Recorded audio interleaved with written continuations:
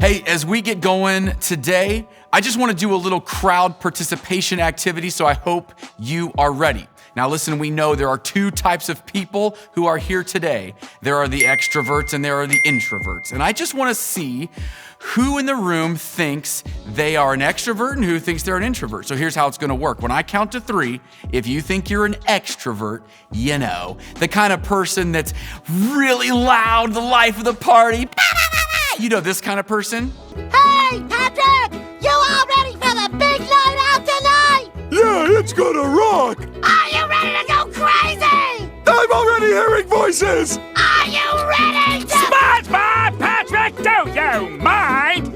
What I want you to do is stand up and be like, ah! Okay? But if you're an introvert, I just want you to sit quietly in your seat and do this. Cool? 1, 2, 3. Wow, that's pretty surprising. That's a pretty good mix in our room today. That's nice. So look around, know that you're not alone no matter who you are, and then recompose yourself. Now, it might surprise you to know that I have always kind of felt that I was an introvert. I tell that to people and they're like, wait, what? You like talk in front of people and you have to be outgoing? It's true, but I still feel that fear whenever I'm asked to talk to somebody new. Whenever I have to go meet someone or interact with them, I kind of just go back into myself and I feel this anxiety, this fear that builds up because, dude, what if I say something dumb? What if I say something that doesn't sound smart? What if someone doesn't like me? I feel like there's this anxiety and fear building in me that I just can't overcome. Anybody with me? I know that we can be in this together.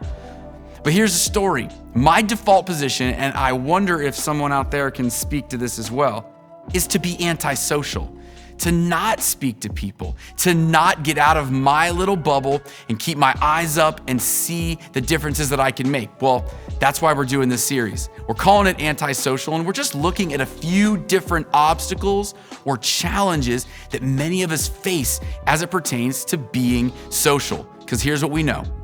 Jesus, following him, we have to be aware of the people around us. We have to be aware of our surroundings so that we can make a difference that Jesus wants us to make. It's really hard to do when we're just living antisocial.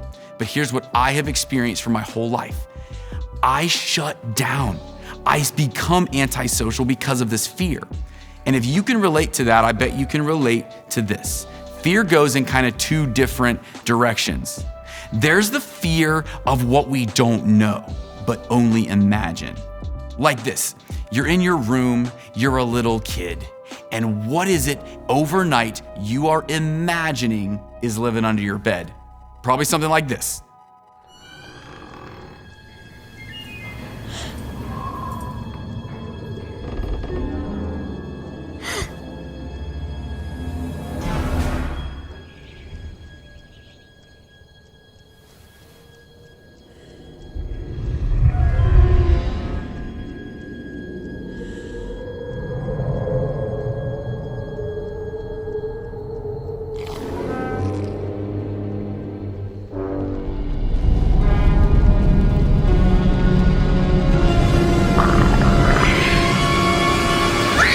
Right? When I was a kid, I couldn't even look at my closet as I was trying to fall asleep because I was sure something was just gonna come popping out and eat me.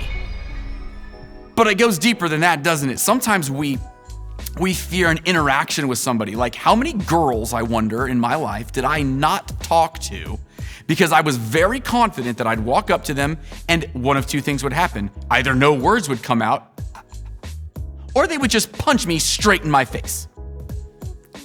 Valid reasons not to talk to someone, either way.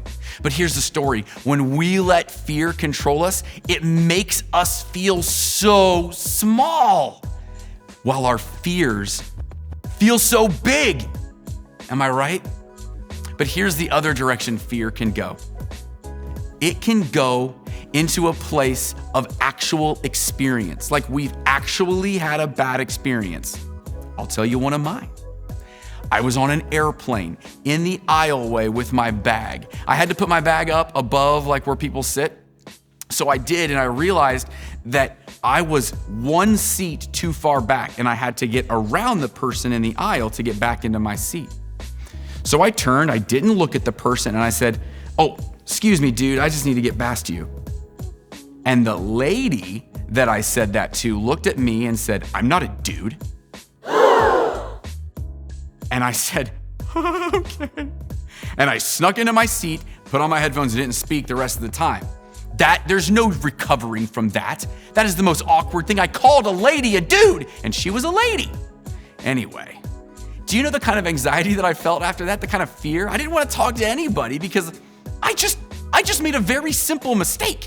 Have you ever been there? Have you ever had an actual interaction that went bad and it made you not want to have another one? Look, it is so easy to be antisocial when we are scared. But I just wonder if we're missing opportunities to make a difference for Jesus to those around us. And here's the thing, I'm gonna ask you a question today, and it's one that I've actually had to ask myself many times over the years. Should fear be holding me back? Should fear be holding me back? I wanna let you know a couple of places in the Bible where God actually gives us his wisdom, and he has spoken directly to that. And when we take his words into our lives and apply them, it can actually change us. It can actually make us into different people. So I want you to take these two places in scripture in the Bible, and I want you to take them into your life today. Here's the first one. It's in the book of Joshua in the Old Testament. Let me give you just a little bit of background. Joshua was about to have a new job. He was about to lead all of God's people, the people of Israel, and he'd never done it before, and he was horrified. But God comes alongside him, and he just says this in Joshua chapter 1 and verse 9. "This is my command. Be strong and courageous. Do not be afraid or discouraged, for the Lord your God is with you wherever you go." What an encouragement to a guy who was literally panicking because he was having to do something he'd never done before. That has given me courage because I know that God is with me wherever I go. In all my interactions, in all of the opportunities that he gives me, he goes with me. But there's another scripture that I want you to see today. It's in the New Testament, in the book of 2 Timothy chapter 1 and verse 7. It just says this. This is incredible. As this older guy, this coach, is writing to a student, he just simply says this: "For God did not give us a spirit of fear and timidity, but of power and love and self-discipline." Right there. God didn't give us a spirit of fear. He's given us a spirit of power and love and self-discipline. You guys, when we are antisocial, I know that one of the big reasons is because of our fear, but God has given us the power to overcome it. You see, our fear will keep us with our eyes down, and it'll keep us not making a difference in the world. But when we trust that God has empowered us through his spirit to actually make a difference, it changes us. I can't count the number of opportunities that I have missed in my life.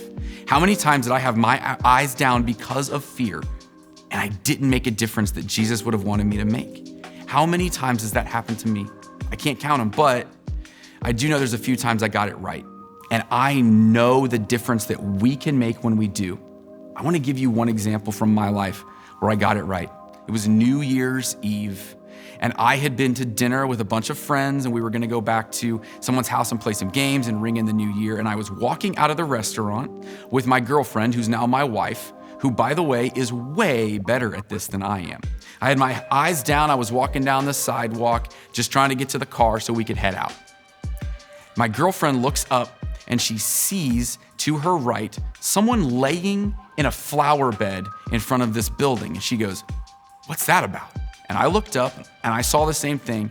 And I was like, well, I mean, it's New Year's Eve. The guy's probably just like toasted and already like passed out. Let's go, we gotta go. And she was like, "We've gotta check on him. We've gotta help." And so I said, "That's probably right." So I went over to him and I said, "Sir, are you okay?"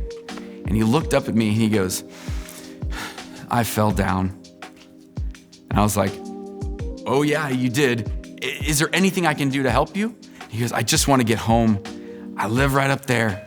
Can you help? In the moment, I knew I had to do something. So I reached down, I helped him up, and I let him lean on me as we began to walk. And I said, how far away is it? He said, it's a couple of traffic lights. I said, oh, do you want to get in my car? Can I drive you there? And sure enough, I helped him to my car, drove him home, and this guy was so grateful. He was in a pretty bad way. Like, he was not right. Something was wrong. And I was able to help him at least recover for that night and get him home to where he could be safe. I am not good at overcoming fear, but every now and then I can put my fears aside to know that I'm listening to God when He's asking me to make a difference. And do you know what? You can do the exact same thing because God has given you His power. It's not about being extroverted. It's not about being introverted. It's simply about trusting God and being willing to make a difference to those around you. And when you do, I promise you, you're gonna start to see things happen in the lives of those around you that these are the differences only you can make. It's incredible to watch. That is what being a Christ-centered difference maker is all about.